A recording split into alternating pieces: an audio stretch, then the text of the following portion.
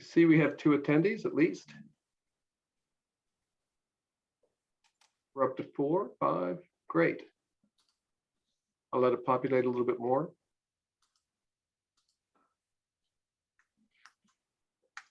Welcome everyone to the November 30th meeting of the Woods Hole Falmouth Noise and Traffic Mitigation Working Group.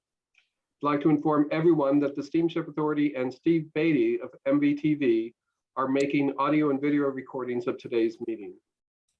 Is there anyone else making a recording of today's meeting? If so, please identify yourself by raising your hand icon, or if you are joining by phone, pressing *9 on your keypad. And when you do so, please state your name when you're recognized. I see that no one has done that, so I assume no one else is making a recording. I see Michael Santoro on the list of attendees. I'm going to try to bring him over as a participant. See if I'm successful. Yes. All right, I'm getting some practice with this. In accordance with Section 20 of Chapter 20 of the Acts of 2021, all working group members are participating remotely in today's meeting by the Zoom video conferencing app, and all members hopefully will be clearly audible to each other. Also pursuant to that statute, the Steamship Authority has ensured public access to the deliberations of the working group today for interested members of the public via Zoom. And a link to access this meeting via Zoom has been provided in the meeting notice for today's meeting. Welcome, everyone. I may have a few difficulties today. My keyboard on my laptop this morning fizzled out, and I'm using a connected USB keyboard. So I may have some difficulty with logistics, but hopefully I've practiced enough during the day that I'll be able to figure it out. The first item on the agenda is the approval of the minutes of the working group's August 26th, 2021 meeting. Does anyone have a motion to approve those minutes? I motion to approve. Any second? I'll second. Any discussion? Okay, a roll call vote. All those in favor, Mr. Arujo, Yes. Mr. Cahill, Cahill, aye. Mr. Jones, Jones, aye. Mr. Morrow, Morrow, aye. Mr. Santoro. You're on mute, Mike. You're still on mute. There you go. Abstain. Okay, you were at that meeting though. Oh, okay, then yes. Okay. And Mr. Trumbull. Yes. Okay. All right, the next item on the agenda is the approval of the minutes of the working group September 29th meeting. I'm sorry I got those out late, but at least I got them out. Is there a motion on that one? Motion to approve. Is there a second? I second. Any discussion? Okay, roll call vote. Mr. Arujo, Rougeau, yes. Mr. Cahill, Cahill, yes. Mr. Jones, Jones, yes. Mr. Morrow, Morrow, yes. Mr. Santoro. I believe that was the one I missed. Yep. Abstain. You'll abstain on that one? Yep. And Mr. Trumbull. Yes. Okay. The next item on the agenda is an update on the working group's request that the town of Falmouth investigate the possibility of installing electronic speed feedback signs along the state highway to Woods Hole. I understand from the press that there has been some progress on this, and I'm hoping that Peter McConaughey can give us an update on the status. Yeah, the lights were approved at, the authorization for the lights were approved at town meeting. At this time, we're driving the roadway to look at the locations. But in addition to that, we're also driving the roadway because I think we need to reach out to Mass DOT. We're not looking to change the speed limits on Woods Hole Road because that's a whole deal I don't want to deal with right now. But the signs are kind of messed up along that roadway in their placement in different directions, different speed limits. So we're looking to reach out to Mass District 5 to see if they'll straighten out the signs around the bikeway area and going down towards Woods Hole Road. Some areas at 25 in one direction and 35 in the other direction. So we want to see if we can get that straightened out with District 5. after that's completed, or in the meantime, at the same time, we'll start working with getting an access permit and get up to this District 5 and start working on a plan of putting some locations on the lights. So right now, we're just going to be looking at the locations. What we're thinking is a set of lights, one across from each other, somewhere in the vicinity of the bike path, and another set going down towards Woods Hole, I think before the fire station, on the golf course side of the fire station, before it starts getting down deeper into Woods Hole. If someone has another location, we'll check that out, but I think we're looking at 4 signs, 2 at the bike path and towards the bike path, and 2 down towards the fire station area. The one on the bike path would be would be located on the Woods Hole side of the bike path, because that's where people are speeding coming up into Falmouth. Yeah, what we can do is, there's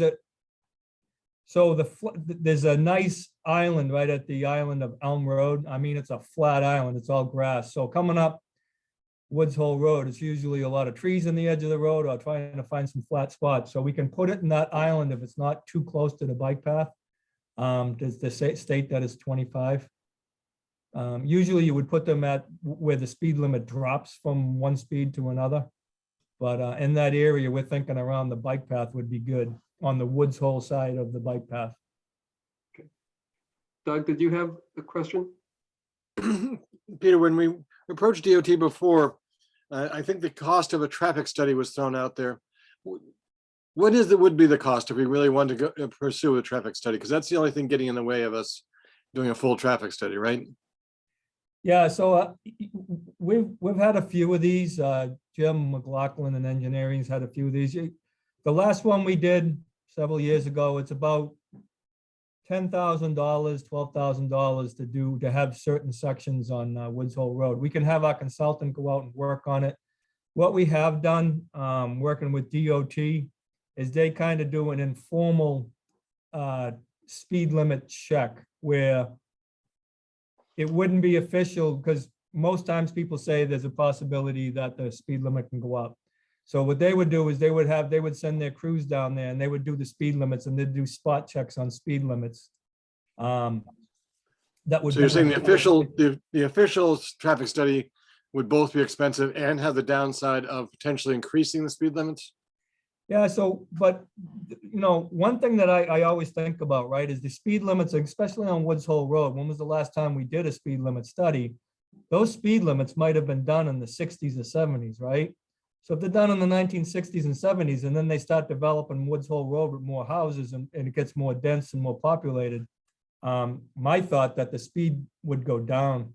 What I'd like to do is talk to District 5 and have them go down and do their unofficial spot checks, and then have a conversation with them about it. And then if that works, then have our consultant come in and do an official speed limit check on that. Because going from 25 at the Sipawissa lights up to 40 going by the Woods Hole Golf Course, I mean, it's a golf course on one side, but the other side of the street, there's a lot of houses and there's some streets there too.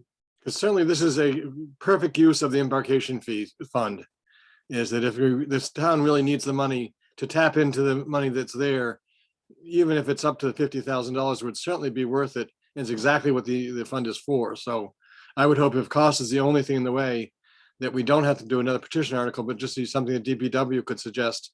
Let's fund it, pay the state to fund it and do it, and get the information. Especially if you're thinking with the increased density, we would get some changes in speed limits that would help the situation. That's what I'm thinking. I'm thinking, with the changes there, that there's a possibility that the speed would be more regulated and not jumping 15 miles and 15 Right. miles an hour in one instant. That's something we can look into. Well, if the first tack you're planning on taking doesn't work, I hope we can consider that. And Steve Sayers, how did the electronic signs get put up on Route 28 for the Steamship Authority? That Well- seemed like it happened pretty quickly. No, it did not. Okay. My memory is that it took a long process to get them approved. We had one in a different location originally. And then we were not allowed, this is going back 20, 25, 30 years ago. We were not allowed to have two of them. And so we had to get an easement across property for power source. And so we had to negotiate that. And we Not the question. ultimately- I get it. I get it. It was. All right, thank you. It was not easy, but we're glad we have it, and we're glad we're able to rotate the messages on that. Peter, if the informal input from Mass Highway, is that, you think that's relatively free, and only if you go to a formal traffic study, that would be the $10,000 cost? Yeah, we can request that DOT, they'll come down and they'll do random speed checks in certain areas to check the speeds to see what they're doing. Okay, And they would get back to us to say, you know, most likely this is what would happen. And then following that, we could have our consultant go down and do a formal study, which is, it's a lot of paperwork, it's a lot of formal documents, and that does involve the state. okay. We can look at that. Will you be willing to give us an update when you get the Mass Highways Yeah. impressions Yeah. from their informal study? Great. We started work on that this week. So when we reach out to them for the placement of asking, before we put the signs up, before we put the signs up, we want to have the speed limits correct. So you don't want to be adjusting the signs and adjusting the signs on the speed limit and the feedback sign speeds. So we want to do the speed limits first.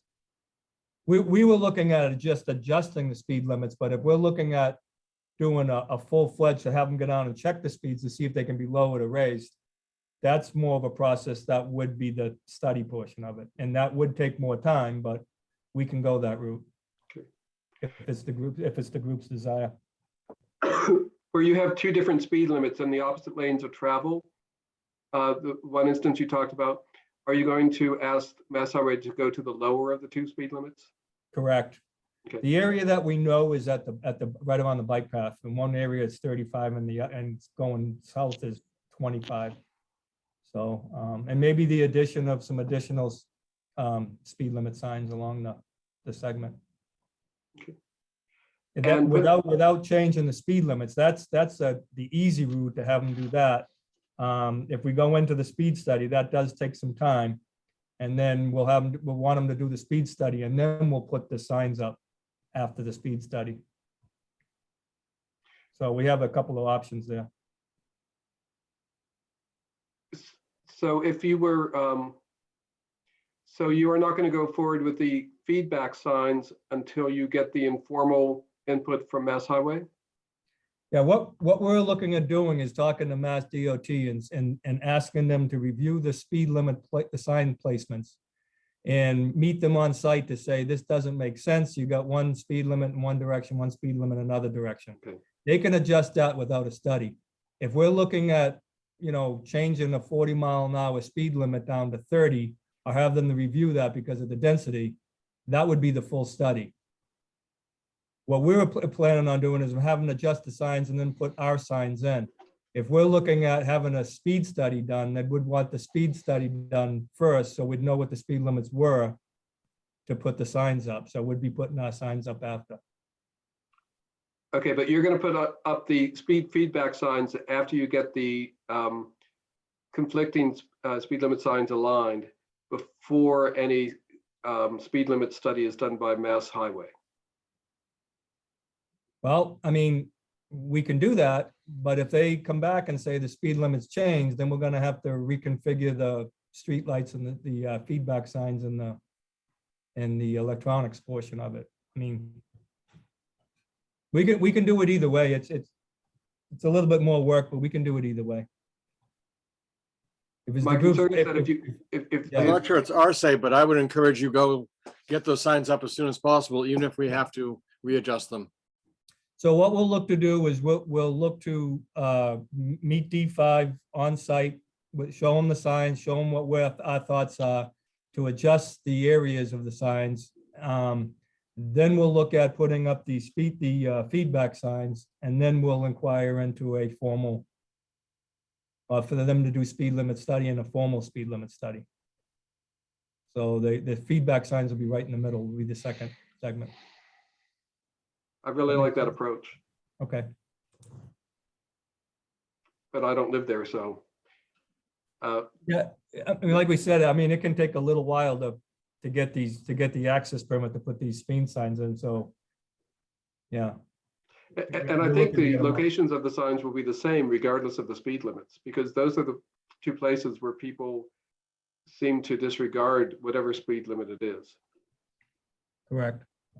Stephen, Peter, there's a comment that Oh. a Woods Hole residents posted. A sign is Or a needed on the question. Woods Hole bound side of Woods Hole Road in the vicinity of Standpipe Hill Road intersection. Putting it by the fire station won't help the speeding problem on the curve approaching the village. So I think they're taking up by the golf course by Standpipe Hill, a little bit more when you get to right before you go down that hill. So I think what we'll do is we're working on this now. We'll get some locations, and then when we have the next meeting, we'll come back and I think we'll have more of a definite location, so where we would like to see them. And we can have another discussion before we start going further into the highway access permits. And these are Woods Hole residents too. So the person who made that comment in the chat box. So I'm sure you'll want that input as well. And this is another avenue to get that input. Yep. Thank you, Peter, and thank you, Jim, for doing all of this. We know it's additional work for you, but we really think it's worth it for the community. Does anyone else have any questions or comments about the speed feedback signs? To make more judicious use of the time of town employees, I thought we'd go to the other item on the agenda that they might be able to have some input on. And that is an item requested by Nat about a solution to crossing of the median strip on Crane Street. I thought if we can get their input on that, and then their input on any other matters that any of the working group members would like their input on, we can offer to let them excuse themselves from the rest of the meeting. But Nat, do you have a proposed solution for the crossing of the median strip on Crane Street? I do not. I've heard the same ideas of cones, either attached or flexible plastic attached signs that would prevent people from crossing the median strip. But it's a ongoing, it's ongoing and will continue to be a problem. I guess I'm not convinced that we're able to change drivers' behavior without more signs. Well, that's why markers, we're something. asking if you're for putting up these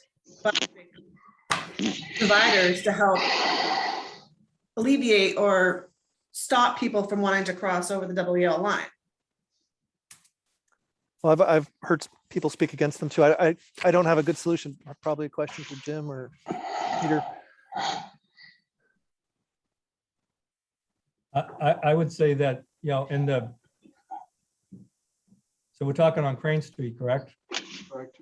And on the bridge itself, which is, Where it goes over to Cowdery's, yeah, so I believe the southern side of the bridge is the limit of the state highway, and then it goes to town. I think that's where the sign is. I think that's where it goes. I don't believe the state will allow impedance like that in the road. We can ask them on their side. On the town side, I don't, we have to be looking at some kind of a permanent location.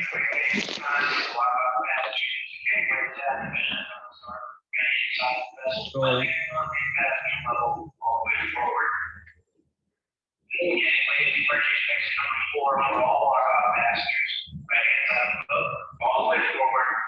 At least they're making the announcements. sorry about that. Steve, can you mute yourself for a second? Yes, sir. Thank you. yeah, so I mean, as far as, I don't know about putting something in the middle of the road, as who would control those, if it would be the state would be a different deal. Yeah, Peter, my sense is it's the Steve, can you problem. mute yourself? I'm trying right now. Okay. I think the problem does occur a lot more on the Crane Street, the town-owned side, or that portion of the road, less so on the bridge. So It's on the curve, yeah. More of the curve where it goes down to the Coast Guard station by Crane. Cowdery Road. No, But- the side street there, Juniper? Juniper, yeah, and then down a little bit. I mean, I suppose it's something that we can take a look at. I mean, I think there'd be some of the residents on Juniper Point would want to look at. I think it would be something that would need to discuss as a bigger issue, not within town. I mean, you know, you go down Cape, they have the stanchions that they actually put in the road and they're permanent. They stay there. They drive over them, but they stay there. The ones Right. in Suicide Alley on the other side of on Route 6. Is that something we would want? It's a low-speed roadway, but is that something as a town we would want in the roadway? I think we'd have to have some more discussions on it. Right. And people are going to have to cross there in order to get onto Juniper Lane and Cowdery Road too, so you aren't going to have them the entire length of that area. People may just cross in the middle of them anyway. I mean, Okay. instead of doing that, is there maybe a possibility of doing something with paint markings? You know? I don't know. It's something we'd have to go out and take a look at, because paint markings are non-intrusive. I mean, you could traverse them if you have to traverse them. it does seem to be a real safety issue. People are not expecting cars, if you're crossing from the Coast Guard base across Crane Street, you're looking to the left, expecting traffic to come left, and you may well be stepping right into a car that's crossed the median strip and is trying to get ahead down to the ferry. That's about how someone described it. I mean, they almost got hit. When does that happen? Oh, there's a It lot of happens whenever there's a traffic backup of cars trying to check in at the terminal. And so what happens is that people who don't have to check in go cross into the opposite lane of traffic to drive into the terminal. One of Maybe the people dropping off, parking. violators So if we used had to a change of include, policy in steamship, that would solve the problem too. If that weren't allowed, or that weren't an option, or that weren't a benefit, that would take care of it too, right? right, we did inform all of our shuttle bus drivers they are not to do that. The other buses, apparently we're doing that as well. As a frequent passenger on a bus, we always did it. I can tell the bus driver I used to go with. But they usually wait until they get past the Juniper Point intersection. And then there you can see clearly if there's anyone coming up on the opposite side. But So if we did the dividers up to Juniper Point, that might be sufficient, might be a good compromise. But that has to be more about what the residents there want as opposed to anyone else. Because it's going to affect them more than it would affect the terminal. So maybe I we can don't think initiate. so. I disagree with you, Allison. It'll affect the terminal way more than it's going to affect the residents. The residents will just be safer. But the only people who are really doing this illegal motion are people going to the steamship. There's No, not a not lot of the- necessarily. I mean, it's a little bit of everybody. I mean, majority of it is a steamship. I'm not going to buy on that one. And the only reason the residents are doing it is because the steamship is backing up. So don't take this the wrong way. It's okay for the residents to do it, but not for steamship. No, Not No. okay for steamship should anybody. not allow the backup to occur. That's the Right. big And we're thing. doing our Steamship- best to prevent that right now. And we've been working ours best so we can to prevent that, so. You know, unfortunately, and Steve did apologize for this. We were promised 6 months ago it wasn't going to occur. And it was worse this summer than it has been ever. It actually Well, got a not little- ever. 25 years ago, it was It Yeah, was worse. We can't compare for our time frame, but it did get a little bit better as the summer went along, thankfully. But the month of June in particular was horrible. Even July was bad. Part of it may have been attributable to the lack of computers when we had the ransomware attack. But it did get a little bit better. We've had some problems with employee turnover this year too. John, did you have something? I was curious, and I haven't seen it ever, but I could be wrong. Has there ever been any Falmouth police helping out with traffic down in the Woods Hole area? Occasionally you'll have a bike cop come down and help out, but it's mostly when we have calls, 911 calls in the summertime. So I'm on a question for Nat or for Doug. Do you guys ever think about, I think you guys had a meeting back before I joined where you had the police department come to one of your meetings. Have you ever thought about putting in traffic control officers in place in Woods Hole? I mean, this is a Falmouth issue, not a steamship issue. Well, it is the steamship that is creating a situation where people are having to break the law. And we'd rather have, instead of having enforcement, because, you know, frankly, as a past member of the board, it isn't the top priority for the police to enforce these traffic issues. They have issues that are much more significant. And I know that the Woods Hole residents may be sorry to hear me say this, but I think the police chief is doing the best he can with the resources he has. And if we can change a situation so that we're not encouraging our residents and our visitors to break the law, I would rather do that first. Well, you know, interesting that you say that, because I agree with the fact that people do break the laws and they do the same in Vineyard Haven. In Vineyard Haven, which is a commercial port, very similar to Woods Hole, we have no less than 2, sometimes up to 5 traffic control officers at the port. But on busy days, there's at least 2 or 3. And I think that's something you guys should really take a hard look at, because it'll help navigate the traffic. It'll mitigate any of the violators. Once you know that there's a policeman around the corner, you're not going to try to pull out into another lane. But Is the that fact that funded? no one's down there, hey, it's a free ride. Now, John, do you mind me asking, has it helped with the traffic backup at 5 Corners? Have you noticed having those traffic? Big time. And we not only have them at 5 Corners, but we have them on State Road going up to Edgartown, Vineyard Haven. And So that's there's all a- funded by the Embarkation Haven. Down at fees? Tisbury, down at Tisbury. Okay. So I would actually, and the same thing happens in Oak Bluffs, but go ahead, Mike, you might be able to add some value. No, in Oak Bluffs, I mean, we have a smaller area where the cars come off. And every penny of our fee that we get from the steamship goes to the police department, and those monies are used for, we have a minimum of 3, most times 4 officers directing traffic. And our monies from the steamship goes directly for that, to pay for those officers. And it runs so much smoother when. Great. I mean, as a resident of Vineyard Haven, I know that there's going to be 2 or 3 police officers in downtown Vineyard Haven all summer long. And I'm sure I'm not the only resident that realizes that as I determine whether or not I want to pull out into that other lane. The Look, thing that's a little bit not, I'm comparing apples and oranges, is the physical size of Falmouth as a town compared to Vineyard Haven and Oak Bluffs.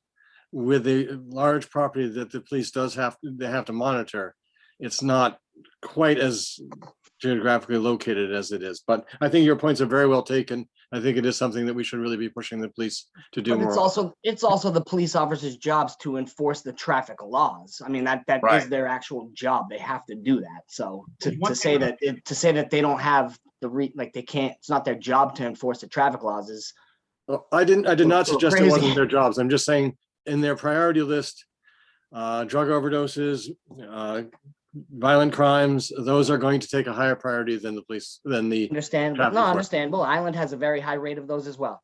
Yeah, we have a lot going on over here too. We're not as pure as you think we are. Now, as a selectman, serving as a selectman, if you don't have enforcement, it's not going to work. If you have enforcement, people get the picture.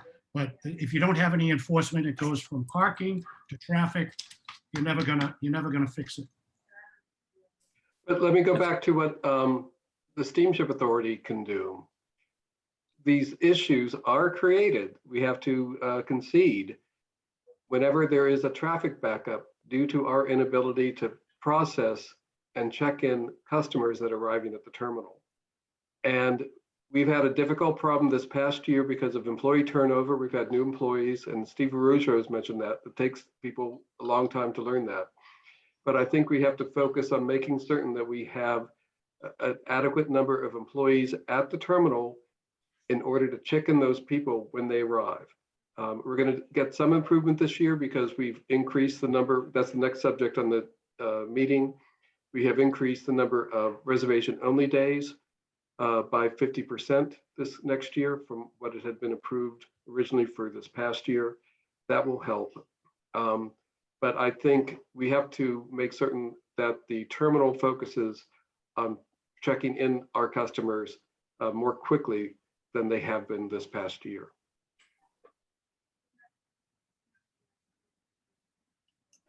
Peter and Jim, just one other idea.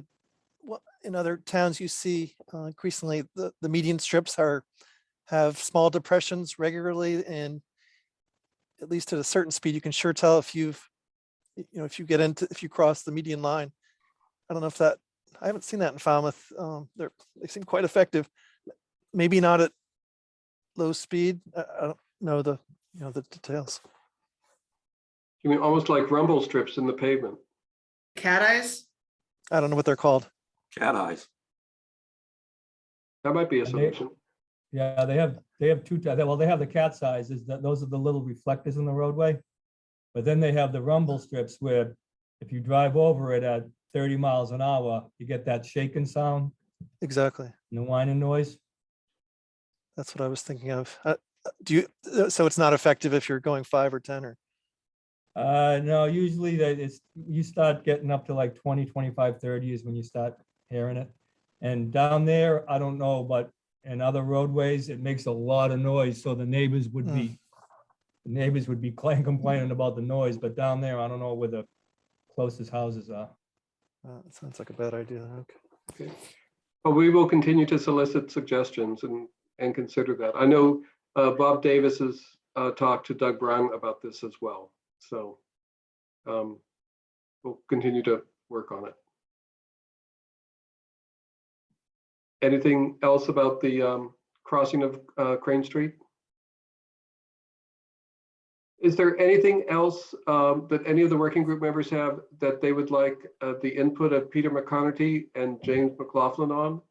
If not, I would suggest that they go back and do some good work for the town of Falmouth. And we can continue on our way here without them. Just thank you, Peter, and thank you, James. Thank you. Thank you. And in the next meeting, we'll try to have some more information on these speed limit signs. We'll put it out there as far as, we'll have more information on the location and the speed limit, the actual placement of the signs. Great, thank you so much. And I understand you've been deputizing people recently. Yeah, we have a new public works director that started, deputy director that started. So he'll be helping out in a lot of the traffic issues. Congratulations. Thank you. Thank you. All right. Thank you both. Thank you, Jim. Thank you, Peter. Thank Sounds you. good. Take Good night. care. Okay. All right, the next item on the agenda, and I'm going to share my screen if I'm lucky.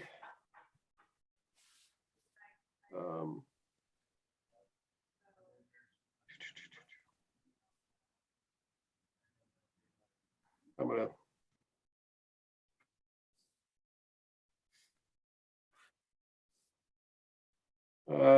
Nope, I missed it.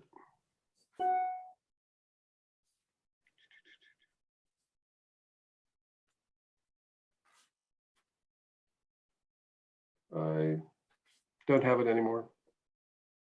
Okay. I did have the calendar up of 2022 for the expansion of the number of reservation only days. In the past meetings, we talked about that and I certainly personally have said that I would love to have reservation only days 7 days a week during the entire summer schedule. I mentioned that the staff was also planning to recommend expansion of the reservation-only days on Fridays through Mondays for the entire summer schedule, and that they were also considering 7 days a week as well. They ultimately recommended only the expansion of the reservation-only days on Fridays through Mondays for the entire summer schedule. And that's what was approved, I believe, by the board at their last board meeting. I know that Nat was upset about that.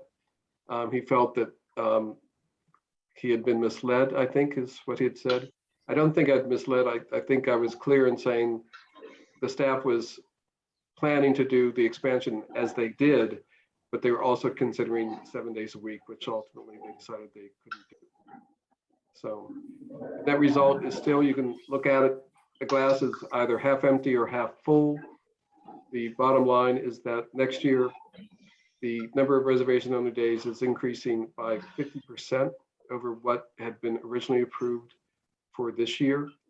And that is pretty much attributable to the work of this group in discussing this and bringing it up to the board council and the board and the staff. We just wish to listen to you, Steve. Well, I've been around long enough. I can't always get what I want, you know, but we got something. And It's also staffing right now too. We can't staff the reservation department as it is.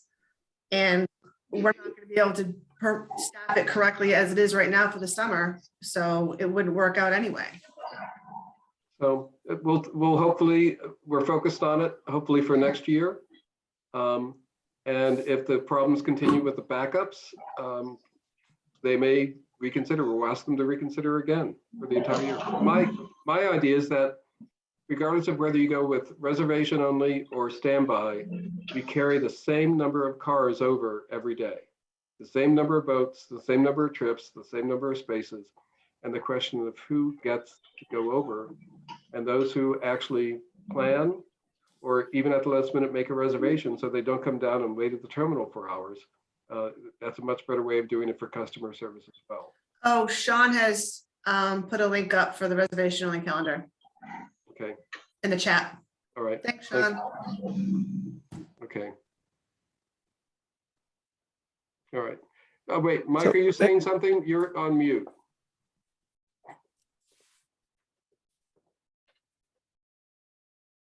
So is the steamship working on, I know the problem is that are going on standby, being notified. Are we working on a secondary area for staging outside of Falmouth for cars that are waiting for the day and then notify them to come? It's something we are thinking about. It's something we are working on. It's going to be a lot more difficult, unfortunately, than we think it's going to be, just because it's now rewiring the thought process, going from where I just drive down, show up and get in line. Now they're supposed to call a number or go online and register for standby and go wait somewhere else. They still want to come down. They still want to make sure that we're not lying or whatever you want to call it. Something that we are actively looking at. It's just we haven't really come to a solid solution yet. So Yeah, even if 50% of the people, you kept 50% of them from going down there, I think that's a start. I think it's a great idea. and it's also a matter of where would we stage them to. So But it's something you are working on. yep, we have been talking about it. Allison, oh, sorry. No, go ahead. Go ahead, Nat. Could the new website help alleviate the reservation? It sounds like there's It could, it There very aren't well could, enough but reservation unfortunately, agents. it's a ways out, but yes. It's going to be a more interactive website, or definitely more user-friendly than it currently is. Sean's working very hard on that, so gotta give him a plug. I guess I could imagine that being almost fully automated with the phone app. You It could get in be. standby. I mean, with all respect to the reservation agents, just seems so suitable for computerization. Allison, with respect to the standby system we have for the Nantucket terminal, where people are able to register and then only come down when they are texted. They have to physically go down and do it though. Initially, but that could, how has that worked at the Hyannis terminal? I thought you were trying, It's mixed reviews right now in the Hyannis terminal. We have a lot of people that feel that if they're not physically down there watching and supervising what we're doing, that they're gonna get skipped over, when it's obviously not the case. But you know, it's trying to build that trust with our customer base, that we will call you when it's time to get in line. You don't have to sit here watching over every second to make sure that we didn't get this person or that person. okay. So.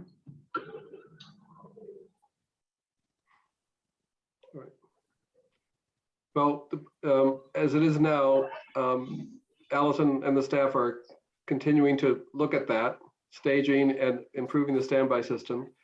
But at least next year, we have a 50% increase in reservation only days. And I do think we'll see a significant difference. So, and they will know that on Thursdays will be the problematic days, because that's when people will be coming down to get on standby. And so hopefully they'll be able to increase their staffing on And I those think this year Thursdays. too, a lot of it was a residual of COVID and people working from home. So now they're realizing I don't have to go over on a Friday. I can go over on a Wednesday or Thursday because I can work remotely. And I know a lot of that's changing now. So that will help out as well. All right. Anything else on that? Just as a point of record, didn't you continue this year, this fall also? You ended up extending Mhm. reservations only until the Yep, end of up to October. Columbus So Day. we've basically seen what's coming. Yep. So if you look at the link that Sean put into the chat, you'll see that it's going to go from the beginning of the summer schedule right through to Columbus Day again. I So do, I have found my, So it'll start earlier next year is the big difference. Yes, and that's a big issue. So that'll help out a lot. so I found it. And so the red circles are the ones that we had originally approved for this year. Because of the problems we were discussing earlier this year, the staff recommended and the board approved increasing the number up from Labor Day through Columbus Day. And so those were interim ones for this year. And I don't think we had any backup problems on those days this year. And then next year, they're going to start as soon as the summer schedule starts on May 20th. It actually starts on May 17th. 17th, but yeah. 20th. And then continue through the end of the summer schedule, which is October 19th.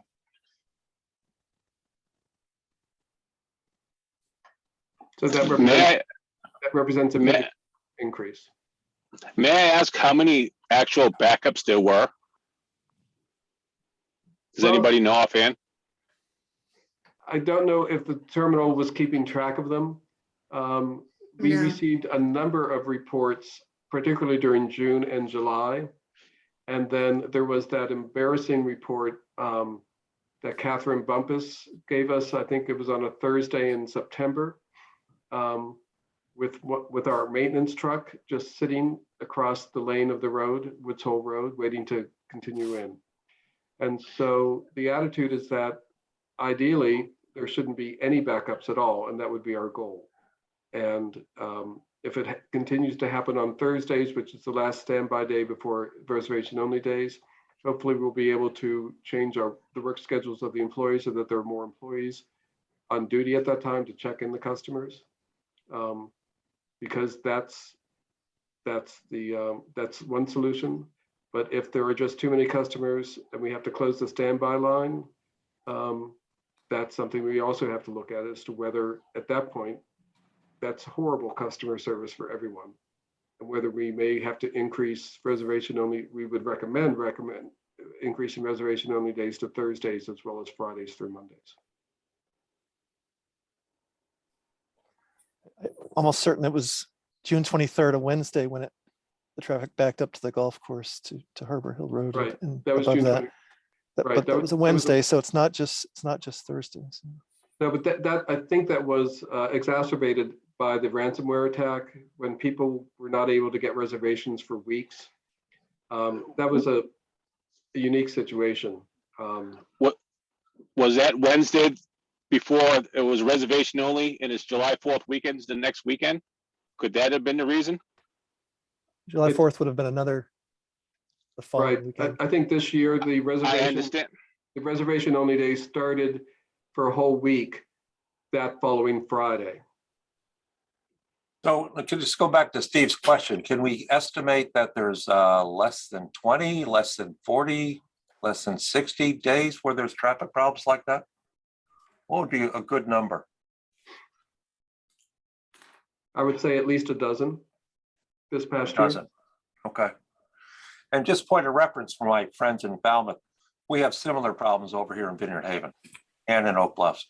I've seen the traffic to a boat back all the way up to the Lagoon Bridge. And I've seen the traffic back up all on the same time, all the way up State Road, all the way up to Cronin's. So we have the same kind of issues on our side.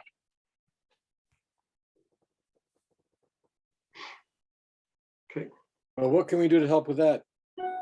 Well, one of the things we do to help it is we get policemen down there to help manage the traffic. You just said And it that doesn't help. speeds up the bottleneck. I thought you just said it didn't help. That's where you still have the backup way worse than we do with all these police officers. No, I didn't say that. I didn't say way worse. I just said we have occasions where those things happen on our side. And I've seen all of a sudden, we'll go from 2 police officers down at the boat down to 5 in all the different intersections. So Does that help? Do the police help, you mean? do the police help? Is that was your question, Yes. Steve? Wait, Doug put himself on mute. There we go. The answer to the John question, yes. answered my question. He said that he did think the police officers helped the situation. Yeah, I can remember, I mean, just this past summer at the end of August where we had that hurricane coming through, traffic was significantly backed up. And all of a sudden you saw 2 or 3 new additional police officers coming into the different intersections to help navigate through that challenge. But would they be there, well, we do have the traffic backups. They usually aren't 2 hours long. We wouldn't have the opportunity to get a police officer there 5 minutes after the backup starts. Well, I see, I would suggest, I mean, if I can put it out there, is that you guys ought to look at the summertime and plan on having a police officer right down by the Steamship Authority everyday basis during the months of July and August at a minimum. So And on holidays. assume that we're gonna have bad traffic every day, and so we have a police officer there. I wouldn't call it bad traffic. I'd call it navigating the traffic, making sure that people are abiding by the rules. You know, it's amazing when you've got put a person in a uniform who carries a badge, how everyone starts to behave. Help out with downtown Woods Hole anyway, with the traffic going down there as well. It's That's not- what I mean, because it's an extension. It's something you guys ought to really think about. May I ask a question? You have the Falmouth beaches. Do you have a traffic backup problem there, or is it just in Woods Hole that you have a traffic backup? We have a traffic backup all along Plummer Avenue and Locust Avenue, all the way past all the Steamship Authority parking lots. That's our worst parking nightmare.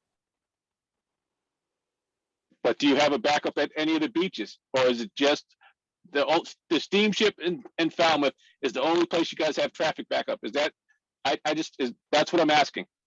No. It's not the only place we have parking. And I think our goal as a working group is to try to come up with suggestions on how to reduce these traffic problems. And I understand our goal, but we have to live in reality. You know, the Cape is not the Cape of 20 years ago. This Cape is overburdened with traffic everywhere. It's something that we've had to learn to live with. We can do our best to help mitigate it, but we have to live in reality here.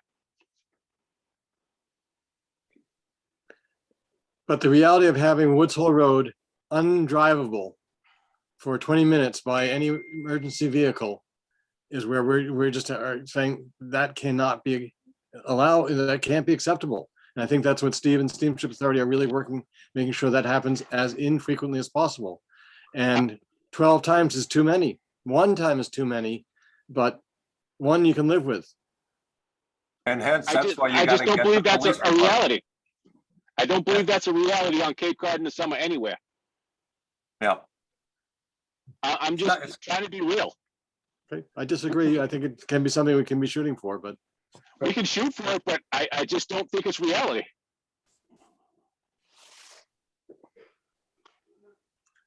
well, it certainly, it is a possibility, is if there were only reservation only days, it wouldn't happen. And so there is a solution out there that would prevent this from happening. It's just not a solution that the staff wanted to recommend, the Steamship Authority wanted to do, other residents don't want to have happen, but there is a solution. And so it's not like, oh, that's only in the ideal world. That solution would work. It just isn't agreeable to everybody. I don't believe it's gonna work 100% because you're still gonna have the people who come down the Woods Hole and say, I'm gonna check my chances. I'm gonna take my chance and go down the Woods Hole and see if I can get on the boat, especially people who don't know the system. If they knew that could never happen, they would learn quickly enough. Okay, but also on that issue, I'm not aware of any of those traffic problems resulting from the Steamship Authority's operations when it has been a reservation only day. I think Allison, Mechanical issues. except for mechanical issues. And so those are things you can't help, but as a standard thing, that is a solution to the traffic problem. I think Allison's challenge this coming year is to try to reduce the amount of traffic backups, especially on standby days, as much as she can, to see if she can work with that without having to go to reservation only days, because she's not going to have that next year. And we've already talked about the things that we can do in order to mitigate that. And that's what she's going to be working on. The other aspect with this, oh, sorry, Mike Santoro? Well, next year, yeah, I don't, yes, can you hear me? Yes. I don't know if your goal is to not to have any standby days. You're gonna have a hard time convincing Martha's Vineyard that that's the solution. Because we're not, I know my Board of Selectmen's not gonna support that. John, I don't know about your board, but we need some leeway here. We need we need to have those middle days. And if you think we're gonna go to 7 days, no standby, that's not gonna cut muster with Martha's Vineyard. No way. Okay.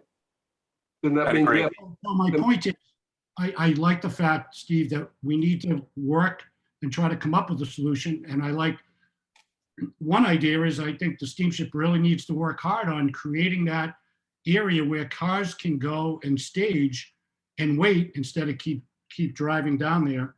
And I think the steamship really needs to work hard on that, having a staging area where people can stage and then get called and go down to Woods Hole. So.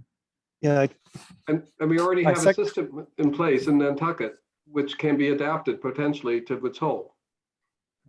But go ahead, Matt. well, I totally support Mike's idea, and he's mentioned it twice now. The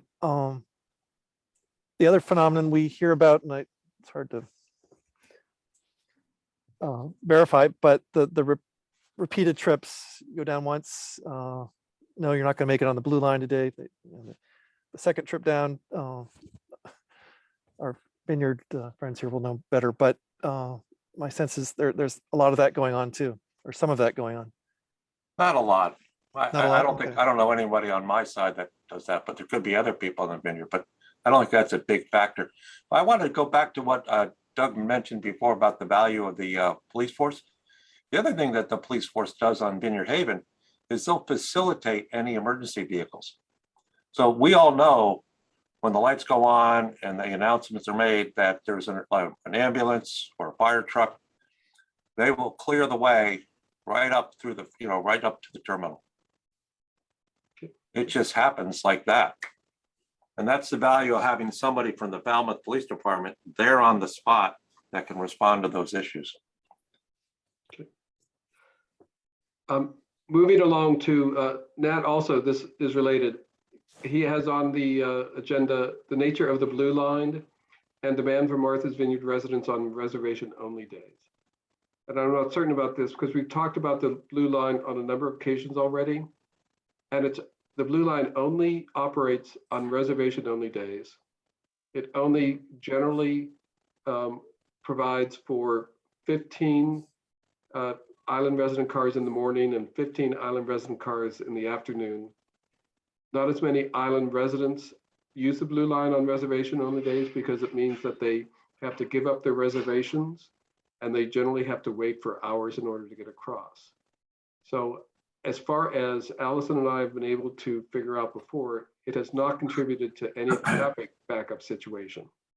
And I don't know why Nat wanted to put it on the agenda for today. I attended the virtual information meeting that Allison, and your colleague, ran. It, as I listened, it sounded like, well, in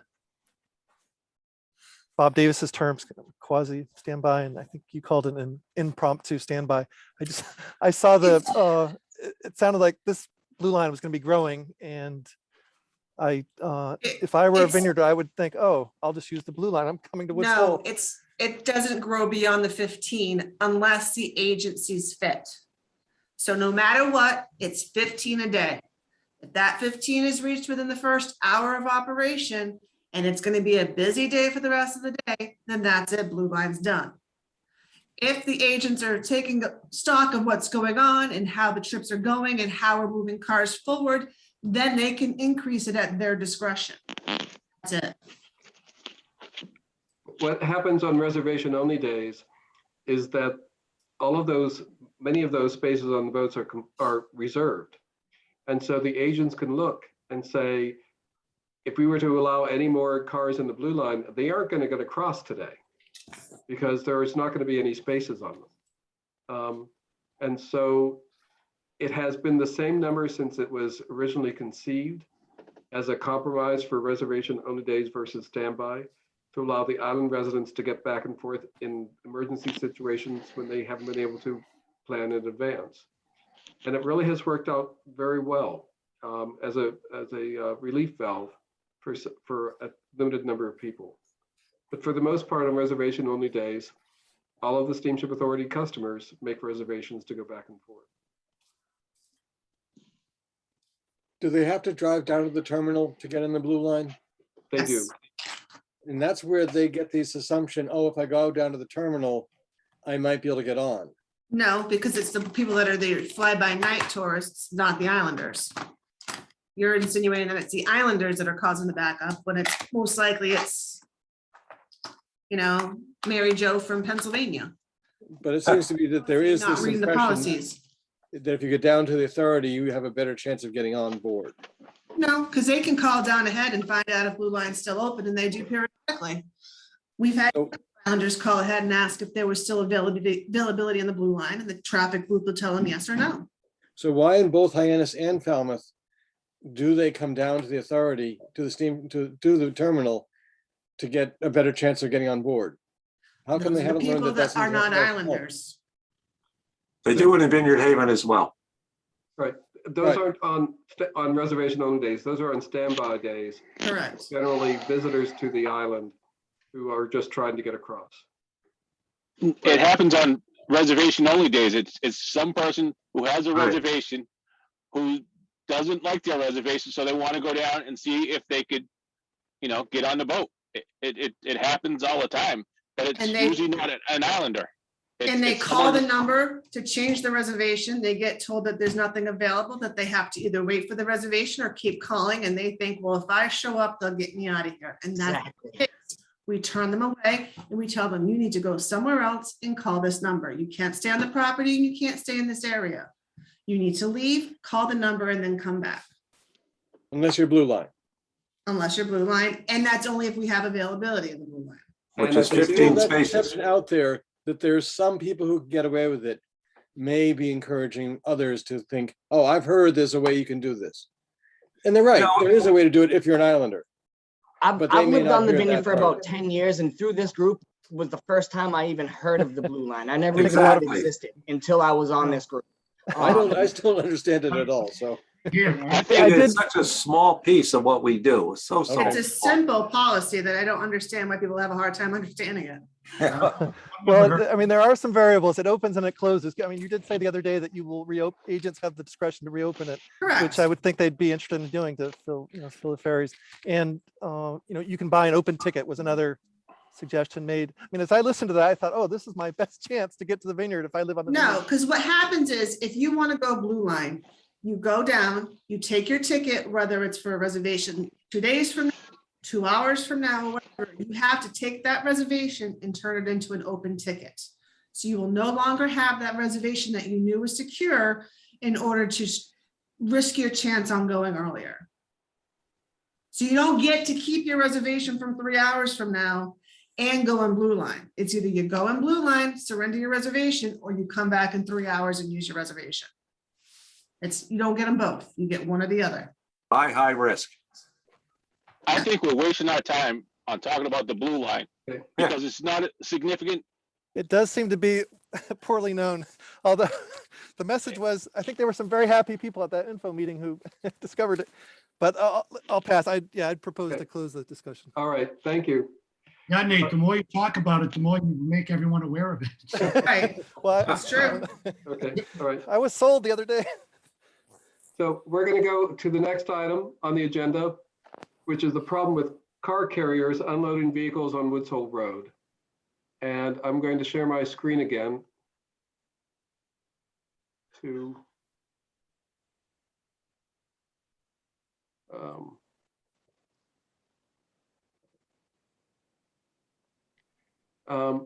it's an ongoing problem. Pam Stark was the first one to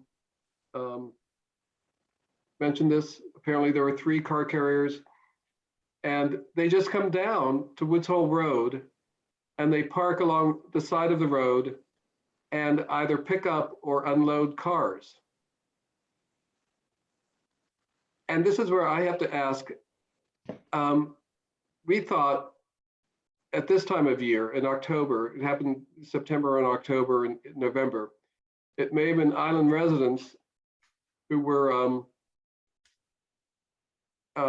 shipping their cars down to Florida on the Amtrak train or something like that. But the instances that Nat and Pam Stark related were ones where they were unloading cars on Woods Hole Road. That small one, that car actually didn't even come onto the property. They scooted off back into Falmouth. So I can't figure out who was doing this and for what reason, and whether anyone has any ideas as to why these cars are being unloaded there. Oh, it's John Cahill is doing it for his business. John, go ahead. No, it's not me. But what are the dates on this? October, September. Back to school. The first one, No. Pam, It's probably people who are buying cars offline, truthfully. Well, let me hold on for 1 second. I just want to figure this out. Are they loading or unloading? they seem to be unloading, I think, Nat, aren't they? If you scroll down to the pictures, Steve, for a second. Okay, this is the Pam's date. unloading here. Pam wrote us on October 9th, and she talked about October 6th and October 9th. Unloading. And he unloaded 1 car in the middle of the bridge. Yes, that one, our actual staff went up there to talk to them, jumped and ignored them. The 2 women jumped in the car and drove off. Okay. The other one, he was also unloading a car in October. I think Well, I I can was, tell you, one of the things that does happen, not with Hertz, but with some of the other rental companies that I will not mention, they offload cars in and around Woods Hole. In other words, I have 300 cars that we have in the peak of the summer. By end of August till the end of October, we get rid of about 200 of them. We actually have drivers that come over and get on the boat and they drive them off. But there are people that bring down car carriers and park somewhere for some of the other rental car companies, and they'll take off 10, 15 cars a day. They used to use the dome. They had an agreement with the Sands of Times in the dome area for a while to do the Yeah. loading loading other vehicles there as well, so. Yeah. So Allison, so I used to ship my car back and forth to Florida. Yep, You used to be able to drop it off at the steamship. yeah, It's- it's, once the construction started, that's when we really had to stop allowing it. Right. Because, we also tell everybody to arrange with our Palmer Avenue parking lot. Have it, have it brought up to the parking lot, have it parked there. The car carriers come in, they load, they go. It's actually super easy. I know Mark Hanover does it all the time. I didn't realize that. So you can use the Yeah. Palmer. Yeah, absolutely. Absolutely. That, yeah, maybe that should have been in the ad the other day It in was. the paper, that as an opportunity. I think the steamship is getting blamed for this, but it goes back to if you had a Falmouth police officer patrolling the area, they could Exactly. stop it before it gets going. Oh, You know, yeah. the steamship only has so much. Once they get off steamship property, what's the steamship supposed to do? Right. I think this is not a Organize a situation, spot at Palmer Ave. I don't think we're being blamed for this. I think we're being asked to help out because they are our customers or working with our customers who do this. And if we can communicate with those people and try to get them to change their behavior, then everyone wins. But the last one with Nat was, he said in this photograph that a truck just stops on Woods Hole Road to drop off stuff. Yeah, he's completely on the sidewalk. Where was that picture taken from, Nat? From the 25-mile-an-hour speed limit sign, just before you get into Woods Hole. Were you there with the camera or was it just something that, Well, sometimes I forward photos. I can't remember the details. Although I think there was there was unloading going on here, right? Or loading. yeah, I think this one was the unloading. I mean, I don't get it. I don't understand why they're doing it and why they feel they have to do it illegally. There's no police. I hate to say it's done presence. all over the country this way. I hate to say it. All right, so The Sean, guy gets paid to haul Okay, so it a does say car from point A to Palmer Ave. point Good. B. Sean put It's had ads in both the Vineyard Gazette and the Martha's Vineyard Times. There was a car carrier just doing it the other day on Palmer Avenue a couple weeks ago, right up here by, then on the square. So that's a pretty good solution. Oh, no, she was saying on the street. On Yeah, the street. they were doing it on Palmer Avenue at the end of the square, right in front of it. Oh, not the parking lot. Hey, Allison, where did this ad go in the Island papers? Yes, yep, NV Times, Gazette. Both of them. At the end of October. And then Sean put on our Facebook page, the Twitter feed and whatever else, Instagram. I don't do Instagram. Yeah. Nor do I do Twitter, but this something Don't do the similar. tweets. I don't do tweets. So he's tried to educate the people and to communicate, but I'm just wondering, should we be talking to rental car companies and telling them? I don't think those are rentals, though. I don't believe it's rental cars. It's either people shipping their car somewhere or Yeah. someone buying a car offline. Like I don't think Carvana there's or rental something. car companies either. I think this seems to be a lot of onesie twosies. We don't do onesie twosies and Hertz doesn't do it at all. Okay, But Allison, as a suggestion, I would place those ads a little bit earlier than October. Yeah, that was my No, same this was reaction. something we just recently did. We've Okay. never done the ads before. It's something that we can definitely look at running periodically, so. Yeah. I know you probably don't want more signage, but you might contact the state to put up sign, no dropping off of cars. I don't know.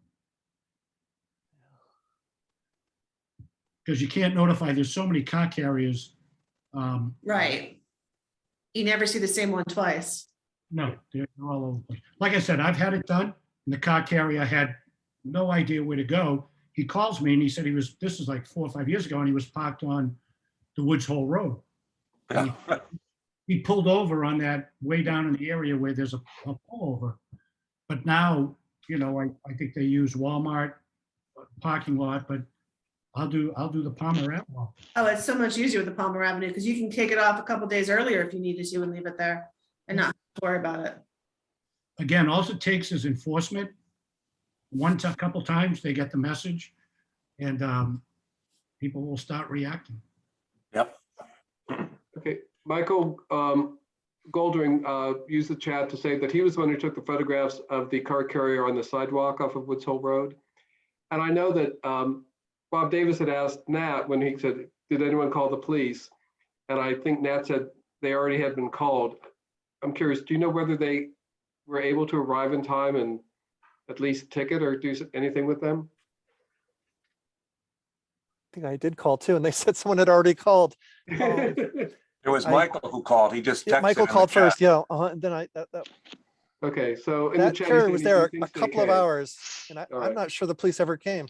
No, Oh, you no, think they Michael came? was Okay, saying they all came right. in the chat box. Okay, I mean, it's So hard to, that's good. All right. hard to know, but they were there a while.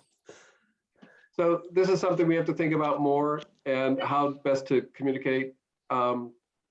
Enforcement, obviously, as Mike said, is key, but also letting people know that they can use the Palmer Avenue parking lot for these types of things, which you would think everyone would want them to do.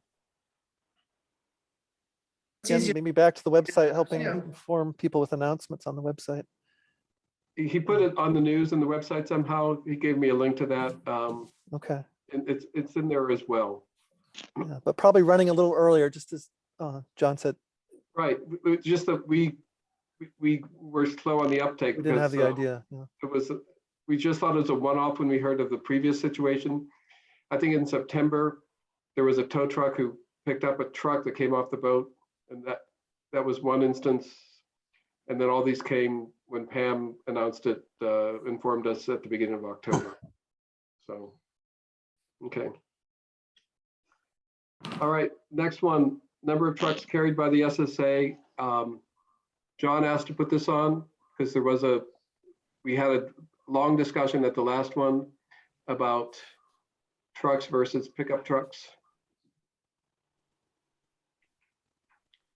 And this is something that apparently Mark Rosen gave a report on at the last meeting. And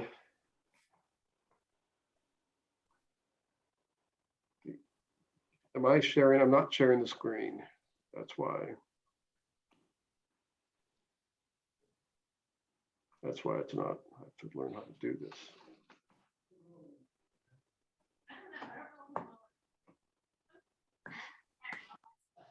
And these are the numbers. We talked about how the Steamship Authority has categorized trucks over the years and how it changed in the late 2000s because of the commercial plate requirements, which since has been changed by the Commonwealth. It's different from what I understand. The Federal Highway Administration classifies trucks, which generally would include only 2-space trucks and up for the Steamship Authority. When you take out the 1-space pickup trucks that we keep, the number of trucks is pretty much cut in half. And those are one-way trucks. And so that's for the number of round trips, you can cut those totals in half as well.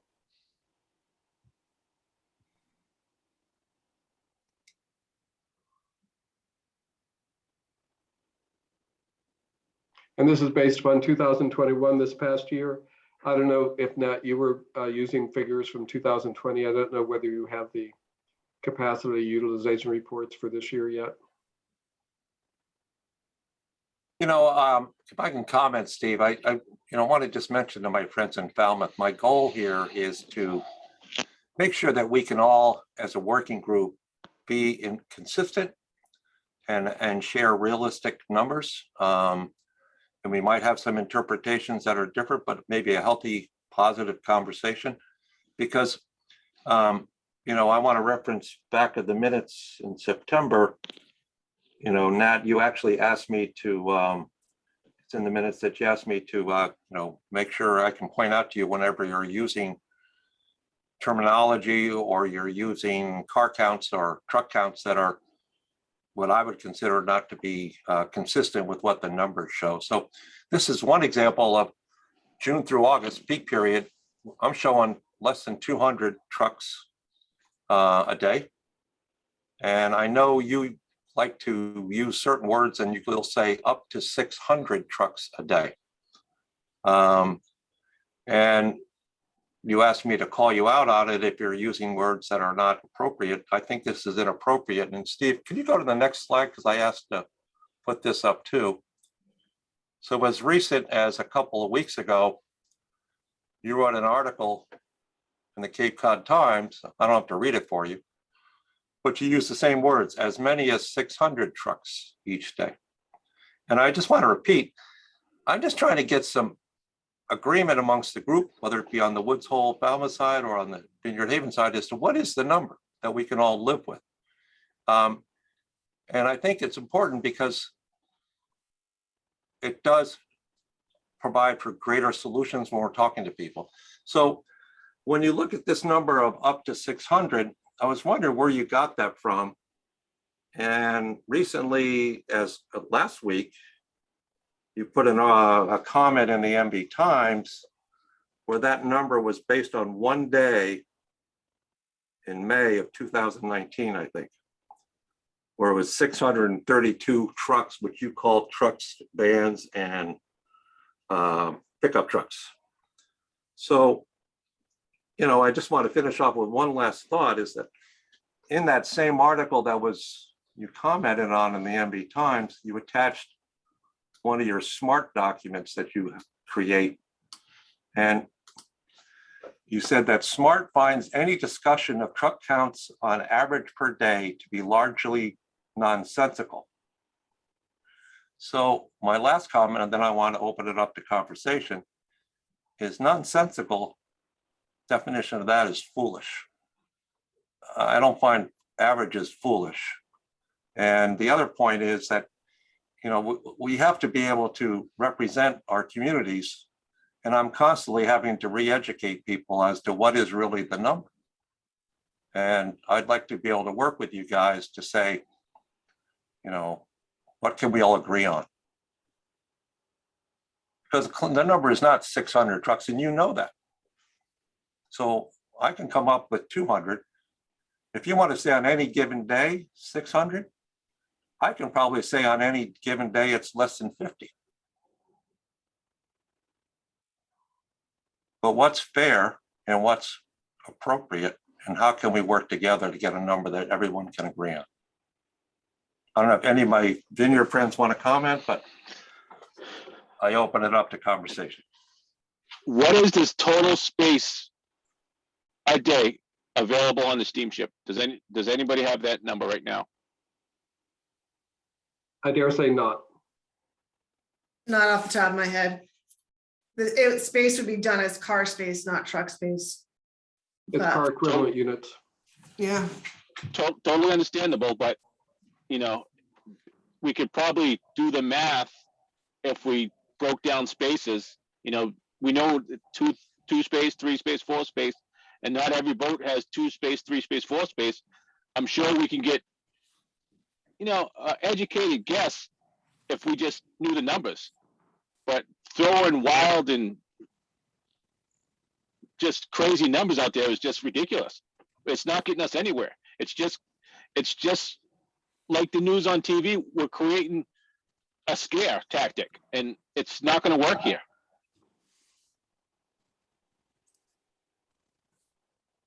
Was there confusion with the steamship authority as to what a truck was? Didn't it used to include the pickup truck? It Yes. still does. So in the numbers you gave us, it does look like it's for about 400 trucks each direction per day. 300 trucks, up to 300 trucks per day. I thought if you look at the slide you showed me, I thought it was about 180 of freight trucks and about 195 of pickups. Correct, but those are one-way trips. You said each Right. way. And those are, so that's 400 one way plus 400 the other way. No, No, And I'm misunderstanding what you mean by one-way trip. why don't you put the slide back up, Steve? Right. let me try. It's either one direction or the other. Each one is considered its own separate unit. Okay, I understand that now. Yep. Okay, thank you. Okay, So- that's what I meant. Right. I guess the way, and Mike Morrow suggested this in a way last time, is that the Federal Highway Administration has truck classifications. I think if Mike is still on, I don't see him on my line. I'm sure he is. And maybe if the Steamship Authority can recategorize its trucks so that they match up as closely with those classifications as possible. And then we would have a more ascertainable basis on the number of trucks that we're carrying and what types of trucks.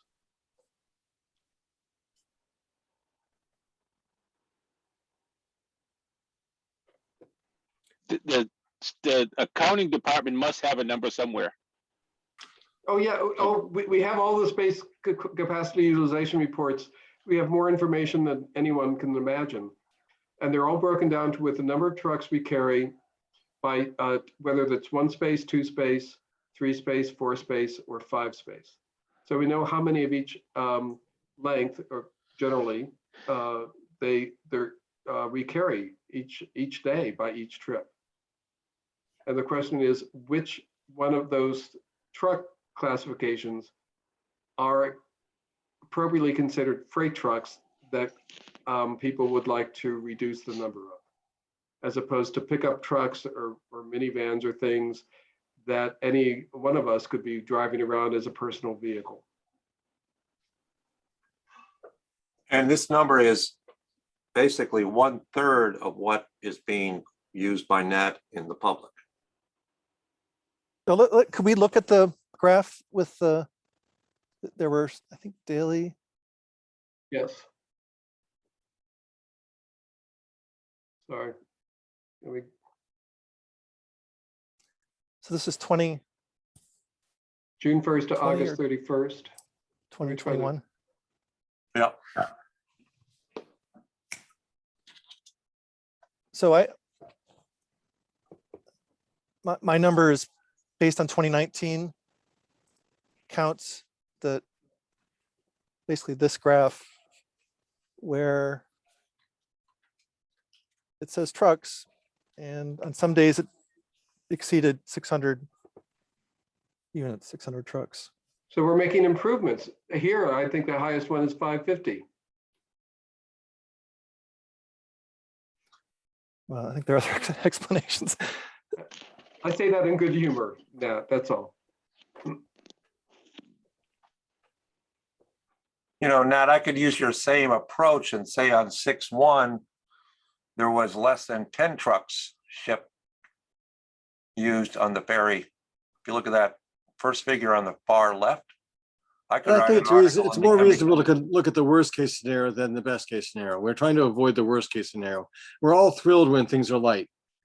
We don't have So- problems when things are light. We have problems when things are packed. And Oh, so I that makes get that, sense I to get that, but not don't look at the call it- average, but to look at the worst case scenarios. That's So, why we do averages. right, so I would this, agree with that. I think averages as a mathematician, averages are so misleading. They really don't paint the picture correctly. So, I'd much so if rather every- go with medians. I'd rather go with use a standard deviation, but to use average, any statistician or math teacher will say averages are very dangerous because they can never occur. An average may never ever occur on any day whatsoever, but to use that as the data point is just flawed. Well, here's a The- graph right here. What's flawed in this graph? well, the basic issue, what we experience is that on Saturdays and Sundays, there are very few trucks.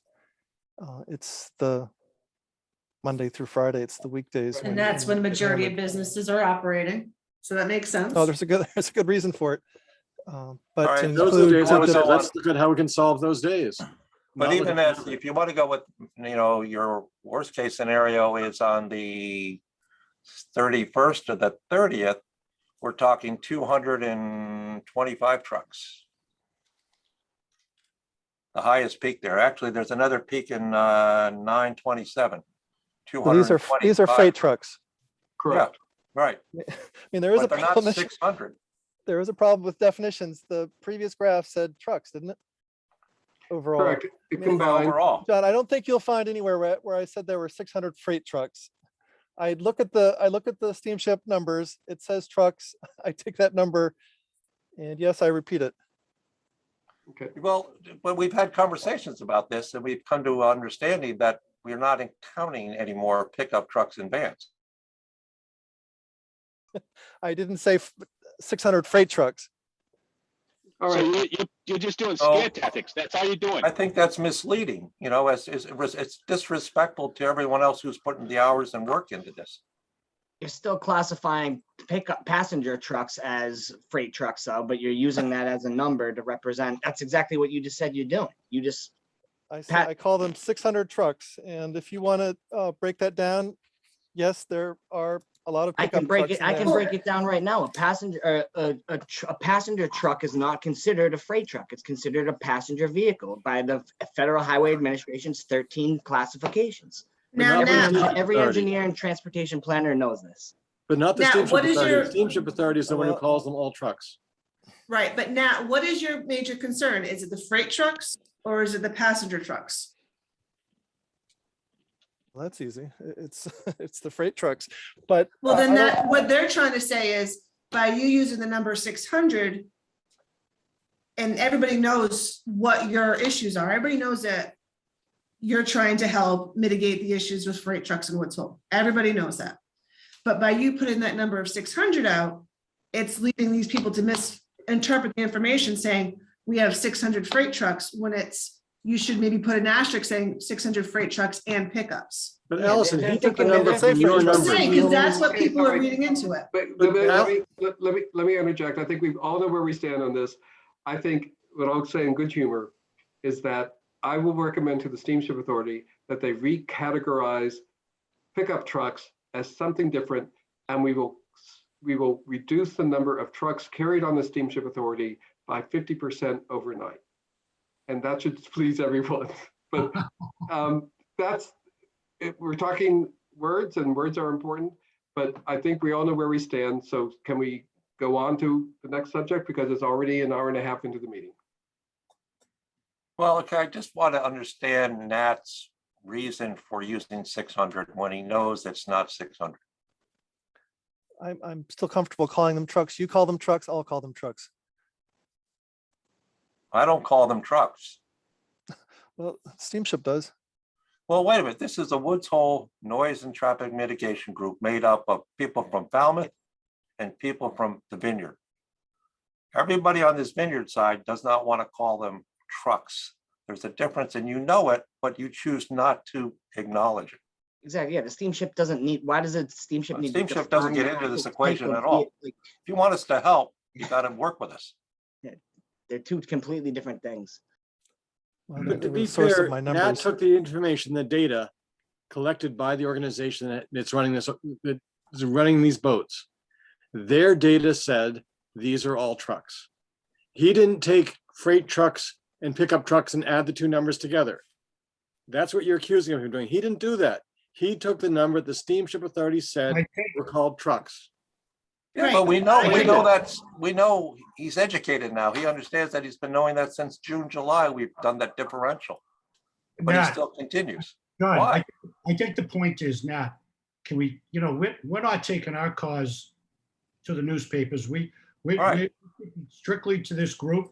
And I think out of respect, I think we'd like it if we can work within the group and not have to, make it look bad. It makes the steamship look bad. I kind of feel like, I feel a little slighted, but we want to work together. And I don't think we need to do it through the newspapers and editorials. I think we've made great headways here. I could easily just say, hey, this is going nowhere. Some days I feel like, we're just throwing spaghetti against the wall and let's see what sticks. But we're sticking with it. We're trying to help out, and I'd like to see us, let's just keep it out of the paper. Let's keep it within our group. Keep it out of the papers? Well, Well, we wrote an editorial. I the mean, discussion is exactly, it was a letter from me. It wasn't from this group. I would encourage you also to No, we're working bring with, daylight to these issues. let's keep it within our group, that's all. Well, So- I'm sorry, Mike. so I can't basically- agree to that. Basically, Nat, you're playing both sides of the fence, is what you're telling me. Yeah, that's exactly right, Steve. Well, it's just like anything else. Statistics, you can play that to suit your audience, and words can be played to suit your audience. And right now, Islanders are thinking that the way you're putting out your editorial is that you're trying to persuade the audience into something that, yes, it's true, there's 600 trucks, but you're also not giving out all the total data as if it's 600 trucks, including freight trucks and personal vehicles. That's, I believe, is what they're trying to say. Be wrong, but that's what I'm getting out of it, so. Steve, I think we got the point. We're ready to move on. Okay. Let's move on. The next one is the diagnosis of traffic backup problem on Sunday, November 7th. And I'm going to try share again. Let me see. This will be a first for me. Do a video. Nat sent over YouTube's. Let me see if, Before we even go here, may I ask, is that November 7th, the day the boats broke down? yes. I think the answer is rather simple for this one. I got another question. Was there any Falmouth police officer on site during this period? No, and I don't even believe they have as a detail either for state police. We had a lot of issues down the terminal that day, which we could have easily enjoyed having a police present because we had a lot of angry customers. Did you call the police and inform them of the situation? Yeah, You did, okay, great. we also asked if the state police could fill the detail and they couldn't do it. These are Falmouth issues, not steamship authority issues. It was maybe created by a backup at the steamship authority with a breakdown, but this is a clear example of where you got to get help. We can't put out steamship authority people out there on the road to help navigate through this mess. Well, the other issue is, I don't know whether we, what communications we issued at the time when there were breakdowns, whether we were able to tell all of the customers and what we were able to do. Alerts were put out, emails were sent out. But if Um, someone's driving, they're not gonna check their email. Well, they shouldn't check their email. You know, you're talking about a long weekend, people are driving 4 or 5 hours. And it's just bad luck. It's part of life. It's, like I said, I'm getting back to reality. This is reality. If you have an accident on the highway, if you have an accident on the bridge, you're gonna have traffic backup. If you have a boat breakdown, you're gonna have, it takes a few minutes to get things, fixed. I don't think the steamship is being malicious. I think it's getting a little bit overboard with this people of Woods Hole. You guys are nitpicking over stuff before you're taking pictures and going to the paper before you even find out the facts. Wait a second, Steve. The only thing that Nat put on this was a diagnosis of the traffic backup problem. I think that's a perfectly appropriate subject for discussion at this working group. It was clearly a traffic backup problem. And the question is, can we ask Allison to do a post-mortem on this situation? And there were numerous trip cancellations. I think it was the motor vessel in Nantucket that was down for all of the day. And what happened was, by the time we were able to get a boat on to replace it, it was a smaller boat, and that compounded the issue in itself right there, because now we're going from a boat that holds 50 cars to a boat that holds 36 cars. Correct. Now you're having people that aren't going to make it over anyway, who had a reservation for a boat that was running. But what I'm Well, asking, is this where, with your new database, your new website, that something could be incorporated that notifies people either through email or text that there is a backup, there's a problem? Or do we have signage that can alert people? Steve, you got that electronic sign that says either call or you guys don't have a frequency where people can go to if there's delays or anything like that. I just think there's something, this is something that could be worked on in the future with the new website that can alert people. Oh, absolutely. But unfortunately, that's a year or two out. But I think Yeah. it behooves us to look at the situation and see if there is anything that we can do the next time this happens to try to mitigate this problem. And just. I think and one of the maybe there- problems would be getting the Falmouth cop down there. And what would you have them do? Ticket all these cars? Kick them out No, of there? this is what they Do do it. down in, I don't want do- them to do that. The only we thing the had police on can November do, 7th, we had Can't 3 they direct police traffic? officers in Falmouth. I mean, in Vineyard Haven. 3 police officers on November 7th down in Vineyard Haven. and they wouldn't come to Navigating Falmouth. traffic. Their Allison presence called was a- them, called the state Huh? cops and asked them to come, and they wouldn't.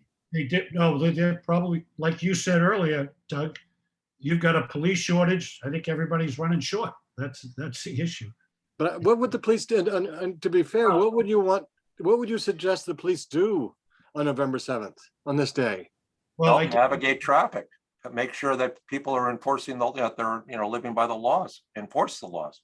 But you have all these people who want to get on the boat. Probably If the have people that are arguing, they're probably arguing with the agents. They don't want to move along. The police there, they're like, keep moving. They'll get instructions and keep moving along. I can see where they're sitting there, they're arguing with the agents. A police officer's there, move along, get it going. Yep. And we, Yeah. for those people that we knew weren't gonna get on, a chance to park for free, to go park, come back down on the bus, walk on, come back over the next day to get their car and go back over. We offered every possible option we could that night. But unfortunately, we had a lot of people that felt the need to rather argue with everybody than, And I would recommend that a night like that, you have somebody at the top of the hill in a police uniform navigating traffic and also being an information source. So that, they're able to start deflecting some of that frustration by the customers. You mean you're gonna have the policemen work for the steamship authority and passing on the what they're doing information? this No, right? they're gonna be on your state road in Falmouth, which they are in the same in Vineyard Haven, where they stop, let people go, pass, and they inform people what's going on. That's what happens over here. Where can the traffic go? You can decide they turn around and go back up, come back. You can I mean, those are Do it- things that you gotta solve, but without the presence, you're really in tough shape. Yeah, we were.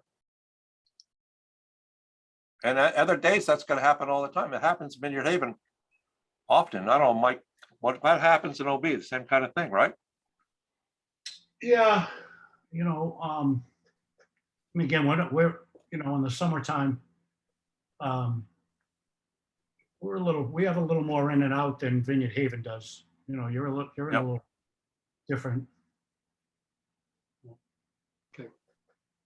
We have one way out, just like you guys have, and one way in. And it sounds like the police don't help, So they do. but what you're describing sounds to me as a impossible situation, an unlivable situation, something is no good, and I agree with you. What you're describing in Vineyard Haven sounds terrible. But What's you have not these police terrible? force and it's still terrible. Well, who said it was terrible? Certainly that was the suggestion, is that it's backed up all the way up to Cronin's Market. It gets backed up all the way to the bridge. That sounds like a huge backup. Right, but we manage it and it cleans itself up pretty quickly. Okay, quickly. And it's not left to just the general public to decide what to do. Okay. I mean, everywhere I go, whenever there's a major event, and you probably attend major events, is the roads in to say a concert or a football game or a baseball game. There's usually a traffic officer What time did allowing that, things to flow. what You know, time, this is all what happens. what time did that breakdown happen? It was midday, I think. Midday. yeah, it was around the 12 o'clock was, I think, the first cancellation. And so you still had, you and had it was, reservation agents on, right? Still, What was that? you had reservation agents still on, answering phones, trying to. Yeah, Mashpee was on until 5.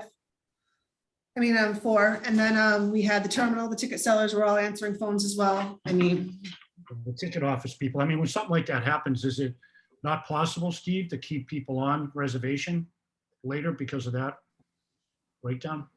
Because it went into the night, right? It did I- go into the night. I think what,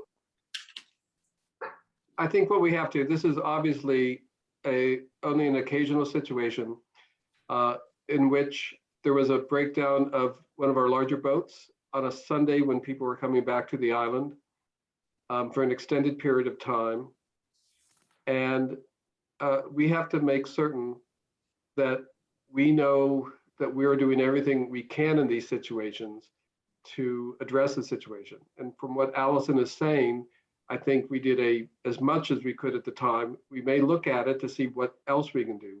But if we had the reservations office, we had the terminal agents, we had all these people working on it, it's one of those things that can happen. And that's our job, is to make certain we've done as much as we can. I don't know And then- whether maybe the website will be able to give us more options. We were providing people with the ability to park for free and come back the next day to pick up their cars, things like that. But we just have to look and see what we can do to mitigate this. And the don't biggest think there's- complaint from the terminal was the fact that there was no police presence. There you go. Helped out tremendously, just alone with getting the people moving along. Because it's true, they get to the booth, they hear the information that they don't want to hear, and then it becomes a now what? And even though you give them options, they're not always the options you want to hear, but unfortunately, it's the options they have to hear. And now you have to help them process because they're stressed out and freaked out. Nat, you put this on the agenda. Do you have anything to add? I think the backup was from about 6:30 PM to 8:30 PM.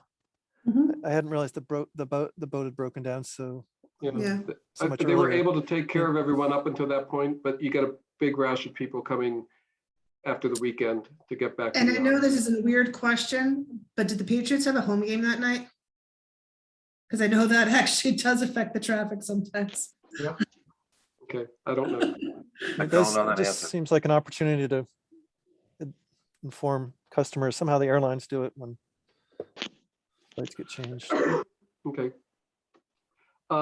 Next item, complaints of noise from trucks arriving from Martha's Vineyard at 6:15 a.m. That put this on the agenda. And let me see.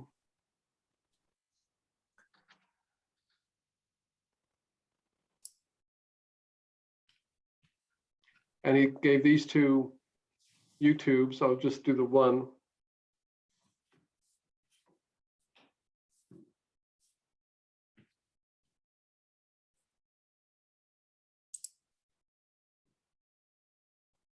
So this is Friday, November 26th, I guess. The truck's coming off the boat. I assume it's the Yeah, 515 Steve, could you boat. stop that? So, I don't know, but I can. okay, whoops, all right, well, we all saw it. Okay. So we think it's the septic, the 22-wheeler. So this is a festering problem that is one of the noisiest It looks like a trucks of the septic one. day. I think there are 3 axles in the very back. Just so noisy I mean, Vineyard Haven's I can't imagine it's getting this at 5:30 and earlier. I don't know if the trucks probably aren't moving quite this fast, but neighbors are being woken up when that truck goes by. It's such a heavy, noisy. I mean, that truck can't move quietly. I think Steve would agree. Does it have to be on the 5:30 boat? You talking to me? Yeah, Well, I mean, I just think- can't imagine a truck that heavy. I mean, obviously that's a loaded load. Yeah. Going uphill a little bit. Just seems like a bad formula for scheduling. Allison has left there. Let me, if I can, since it's, Steve, take a deep breath. Steve, take a deep breath. since it's 5:45, let's put that on the agenda for the next meeting. And let me talk with Allison and Bob Davis about that. In the meanwhile. Sorry, I had to step out for a second. Okay, We volunteered you for everything. yeah, Pretty much, it's usually how it goes, so.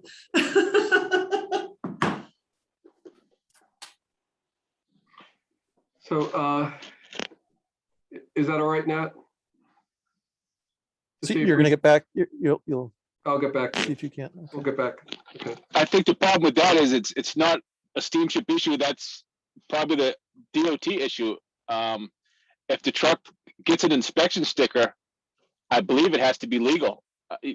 I think someone has to, either the Falmouth cops or the Mass State cops have to do a noise complaint, but the steamship has no bearing on that truck at all, I don't believe, if it's legal, if it's got a registered and inspected. Well, the one issue, and I'll just bring it up, because we have been, Nat has been involved in discussions, and Allison has, with Greg Carroll. And Greg Carroll has a number of trash trucks, some of which are older than the others. And when he and Nat talked, Greg agreed, and I believe he's been doing that ever since, that he tries to put all of his newer trucks on the earlier boats because they make less noise. And then the older trucks, he has all the trucks, the older trucks have to come over, but they come over later in the morning so that they don't make as much noise early in the morning. And so we How have many been, trucks, do we know how many trucks Mayseal has? Is this even possible? I don't know, but that's what he was doing earlier this year. And when Nat has talked No, about. not Greg. I meant the 22-wheeler that Well, Nat. that's what I'm suggesting, that we talk to the customer and we see what the situation is and have an informed discussion about it rather than just a discussion where we don't know what the situation is. And also, Greg has a reason to get his trucks off early because he has to take them to the landfill that closes, early in the day and get them back. I don't know what the situation is with the septic truck. I think making that request is great. You never know, it might work out. You never know. Just to the extent we can reduce our disagreements, that's better. We've already talked about the solution to crossing of Main Street. The performance, the SSA's performance and policies. The reports are still pretty much all above 95% in terms of arriving on time or not earlier than on time. For a short period of time, we missed a few days because of technology issues. We got 100% compliance rate at the beginning of September. I would like to see that again. We had a little bit worse situation after we went from the peak of the summer schedule. People started to arrive early. Pretty much we were still above 95% compliance rate on all the trips for all of those early morning trips. But I think our customers might be able to do a little bit better. The majority were 5 minutes early or less, but we will continue to work on that. That's what Mike Morrow said near the beginning of our meetings. We just have to keep on this, and that's the purpose of these reports, to make certain we still keep on it. I only went to October 27th because I think at the end of October we had the storm which took out power for the rest of that month. So we weren't able to determine.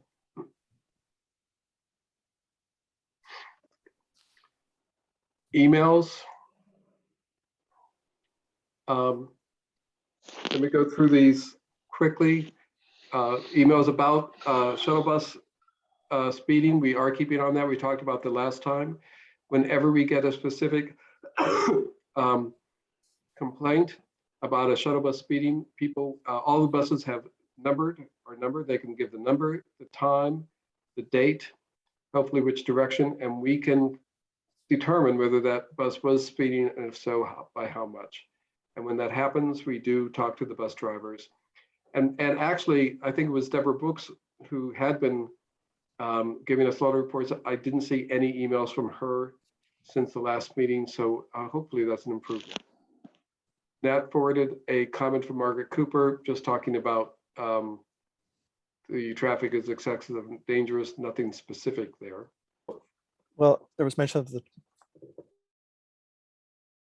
I'm sorry. It's not a specific incident. And that's all we received, other than the car carriers, from Woods Hole Traffic. Nat has been asking for number of trash trucks and I don't know what else, recyclables or C&D. I don't know whether we have that information. But I guess he and Sean have been discussing that. I don't think we keep track separately of those types of stuff. I know when we had the report back in 2017, 2018, when we helped investigate barging as an alternative, that our consultant got those reports from Greg, but we got them for that.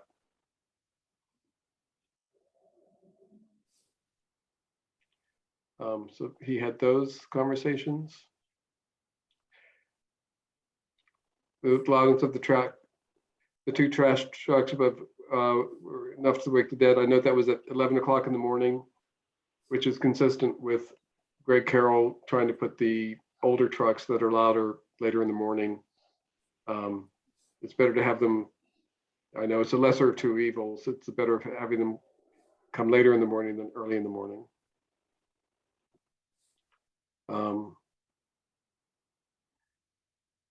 The website, he sent this to Sean Driscoll. Yes, and that's something that we talked about before. Allison is on that committee. And so they will be looking at these apps, et cetera, for the technological improvements to see if all of this can be done with the new website and the new terminal layout. And so sometimes I forward neighbors' email. This is an example of that.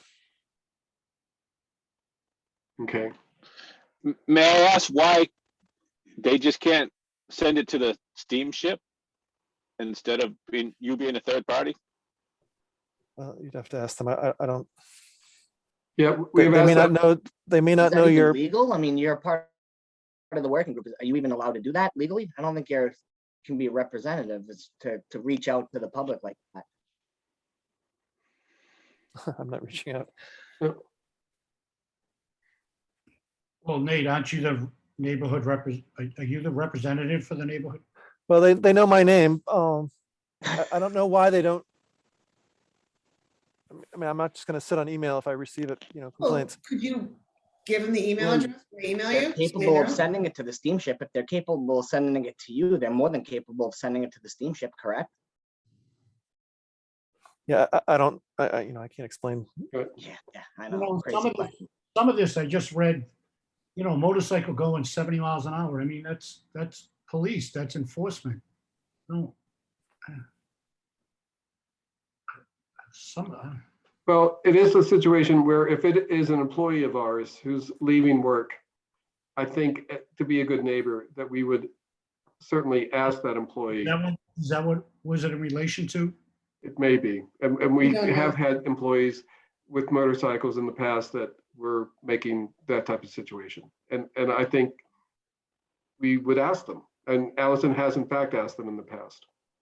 So, But again, if you call the police department and you say this motorcycle is doing this, they would, I would think they would go there, sit there and catch them. Gotta have enforcement. okay. And the last one, Nat wrote to Allison asking if trucks are not allowed on the property until 5:30. And that the LED sign on Route 28 is saying no entry to the SSA property until 5:30.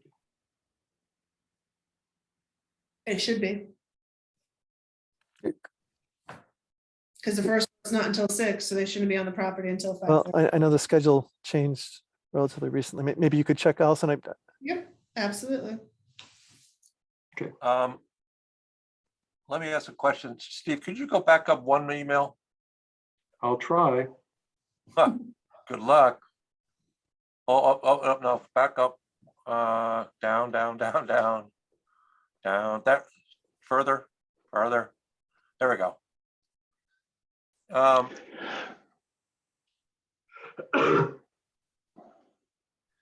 Now, what do you mean by the SSA's refusal to conduct any serious noise monitoring makes it impossible? What makes it impossible? It's hard. I find it hard to point a finger to specific trucks because most of our evidence is anecdotal. We're not running a regular monitoring program other than, I mean, it's kind of complaints based, which I guess is better than nothing. But in an ideal world, we would have regular monitoring and we could say, oh, at that exact time, that noise was off the charts. We don't have that. It goes back to what we've been saying pretty much the whole afternoon is, wouldn't that be somebody in the Falmouth Transportation Group could provide that? Because it's on a Falmouth State Road. And where's that noise occurring? Is it a half mile from the ferry? Or is it 1 mile from the ferry or 100 yards? I don't think we can look at the Steamship Authority for all the solutions to the problems. I understand the problems, but I don't see how it makes it impossible. Actually, I think we've had some successes this past year. Yeah. We're still trying them, and we get into discussions, and we're educating each other on all that. So I look forward to next year. The next item is establishing the date and time. The last time I left something out, since it's the off season, I would propose that we meet every 2 months instead of every month, 1 month at this point. And then we meet once a month during the summer season, the spring and summer again. So that would put us at the end of January for the next meeting, maybe the third Wednesday of, no, sorry. John has the third Wednesday of January, so it would be the fourth Wednesday would be January 26th at 4 o'clock. Good. That works. Steve, what was that date again? Wednesday, January 26th. Okay. Done. I'm sorry, Doug, you were muted. Sounds good. Okay. And Allison and I will continue to work on the stuff with the staff and report back on things too. All right, may I have a motion? Oh, any public input? We have pretty much addressed all the chats. Doug Jones asked, could a portion of Palmer Avenue lot be used as staging areas? John suggested. I think that's something that Allison, the last time the staff would look into, so that we'll have that on the discussion at the next meeting. And as Catherine Bumpus asked, where are the police going to direct the traffic to in these situations? And that was asked by, I think, Doug Jones and Matt Trumbull. So that's duplicative of those questions. Steve, is the other group meeting? I'm sorry? Is the other group meeting in December? I didn't hear you well. The long-term planning group. Do we have a scheduled meeting in December? We do not yet. The Steamship Authority Board has charged the staff with developing a draft request for proposal for freight service. We are beginning that now after the end of this working group meeting. And then when that gets pretty much developed in draft form, we're going to ask the long range venue transportation task force to take a look at that. And so that's going to be probably not within the next few weeks. Probably January. Probably January as well. May I have a motion to adjourn unless anyone else has anything? Motion to adjourn. Second, Mr. Russo, Rougeau, yes. Mr. Cahill, Cahill, yes, Mr. Jones. he left. He left. He speaks with his feet. Mr. Morrow, Morrow, yes. Mr. Santoro, Santoro, aye. and Mr. Trumbull. Thank you. Happy holidays. Happy holidays to everyone. Holidays to everyone. Bye, everybody. Stay safe. Thank you.